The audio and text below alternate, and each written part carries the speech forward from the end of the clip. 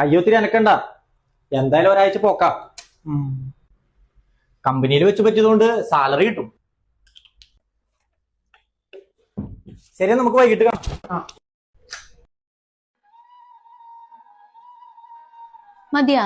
കാല് മാത്രല്ല, അമ്മയുടെ മേലും നടും ഒക്കെ വേദനയാ. മരുന്ന് കഴിച്ചാർന്നാ? ഇല്ല. പിന്നെ എങ്ങനെയാ? മരുന്ന് കഴിച്ചാലേ അത് മാറുള്ളൂ. ഹലോ, ഇന്ന് നേരത്തെ വന്നാ? ഇല്ല ഇന്ന് ലീവാക്കിയില്ലേ? ഇല്ല, എന്റെ കയ്യും. ലീവ് എടുത്തിരുന്നോ? ഈ മാസം എന്റെ വള പണയം വെച്ച് എടുത്തന്നില്ലെങ്കിൽ ഉണ്ടല്ലോ. അതെടുക്കാം. പിന്നെ ഒരു മാസം എന്ന് പറഞ്ഞിട്ട് മാസം 8ആയി. മാമന്റെ മോളുടെ കല്യാണം വണ്ട്, ഡ്രസ്സ് കുറച്ച് എടുക്കാനും ഉണ്ട്. അത് സമയമുണ്ടല്ലോ ഇനി. ഞാൻ പറഞ്ഞുന്നുള്ളൂ. പിള്ളേരാ അവിടെ ഇരുന്ന് കളിക്കണ്ട്. അമ്മ എന്തേ? കൊടുക്കാം. അമ്മ ആ, എങ്ങനെയുണ്ട് ഇപ്പോ? അമ്മയ്ക്ക് കുഴപ്പമൊന്നുമില്ല മോനെ. കാലിനിപ്പോ വേദന ഉണ്ടോ? ഇല്ല മോനെ, അതൊക്കെ മാറി. മോൻ വല്ലതും കഴിച്ചാ? കഴിച്ചമ്മ.